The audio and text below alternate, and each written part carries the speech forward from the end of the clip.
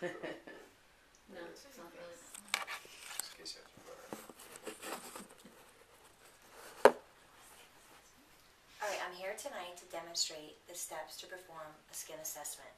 Many people don't realize how dangerous skin cancer can be and how common it often is. After doing some research online, I found a young woman by the name of Molly Begane. Molly was a sophomore in college when she found a mole on her thigh. After going to the doctor, she underwent surgery, chemo, and radiation and died within 6 months. Her family was devastated by this tragic event, so they actually opened up what's called the Molly Begane Melanoma Foundation. You can look it up online.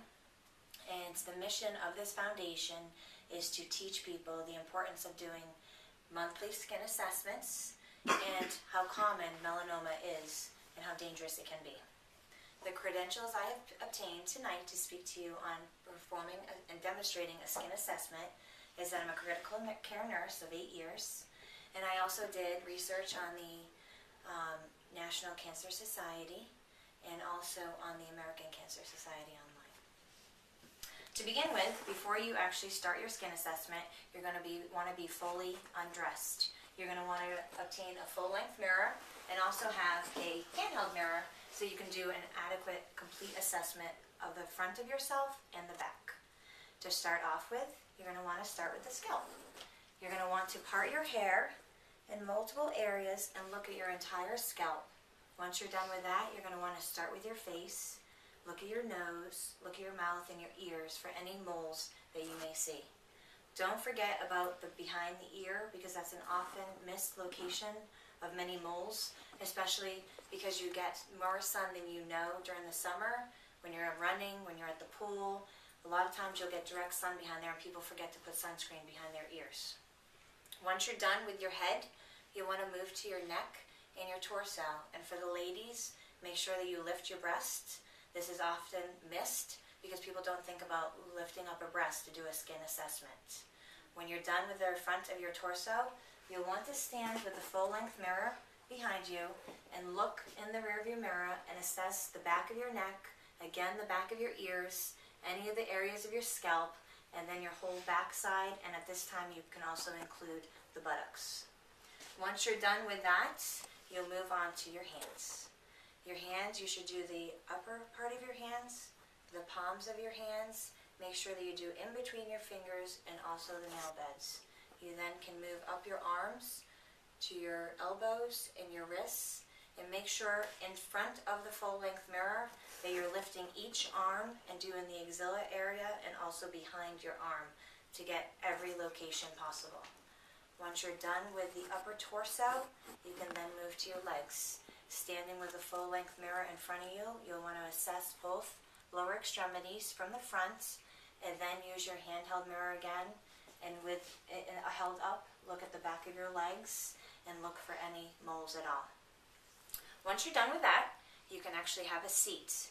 Once you're in the seated position, you'll want to bend your knee up so you get a close look at your ankles and your feet. Make sure you also assess the bottom of your feet in between your toes and the nail beds. Many people often forget about their toes and think about how often you wear flip-flops in the summer and how much you're getting sun on your feet. People forget to assess that, and it's very important. Once you're done with your lower extremities, you can spread your legs just a little bit and check for your genitals. In this area, people forget all the time, but you can get moles on your genitals, so check them. Once this is done, I want you to keep in mind that there is a guide that helps us determine whether our mole is suspicious or not suspicious. And we call this the ABCDE guide. The A stands for asymmetry. Per the National Cancer Society, most malignant melanoma are not symmetrical. They're asymmetrical. So when you're looking at your mole, keep that in mind. The B stands for borders. Is the border of the mole nice and smooth and round, or do you have jagged edges? If you have some jagged edges, that's for an area of concern. If it's nice and round and smooth, it's usually a benign mole. The C stands for color, and usually if your mole is just brown, it's probably just a normal benign mole. But once you start turning black, purple, different colors, then you need to worry that this could be melanoma and malignancy. The D stands for diameter. If your mole is less than 6 millimeters, then it's usually benign. If it's over 6 millimeters, you need to have it evaluated by a health professional because it could be malignant. And then the E stands for evolving.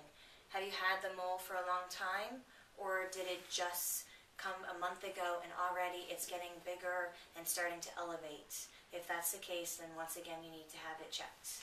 So keep these steps in mind when you're doing your thorough skin assessment. And again, you should do a skin assessment once a month after your shower, completely undressed, and keep those steps in mind. And also for many of you, if you have multiple moles, you should actually have your moles evaluated by a physician or dermatologist once a year. Do you guys have any questions? I do. Okay. Kim? What exactly are you looking for when you look at your nail beds? You can actually have moles. Okay. Yes, you can. You can actually have discolorations. Sometimes the mole can start at the tip of the nail bed. Sometimes it can actually extend underneath the nail bed. So you can actually have one there. Good question. Very interesting. Any other questions? I have to tell the difference between sunspots and moles. Sunspots usually are, some of them can actually be irregular, but usually sunspots are on the face. And they get a little bit darker with time, but they're not usually elevated. They almost look like a freckle. And if you have any questions and you're not sure if it is a mole or a sunspot, you should mention it to your provider. Although a lot of people get sunspots on their hands also. So moles are generally elevated. They can be. Usually there's a little bit of an elevation, but if it's elevating rapidly or it just keeps getting bigger and bigger and changing the borders, then you definitely need to get it checked. But usually sunspots are not elevated at all. Yes. How do you tell the difference between a freckle and a mole? Freckles are usually smaller, and they usually don't change that much. Where a mole is usually a little bit more elevated and darker. Good question. Okay, thank you guys for coming. Thank you.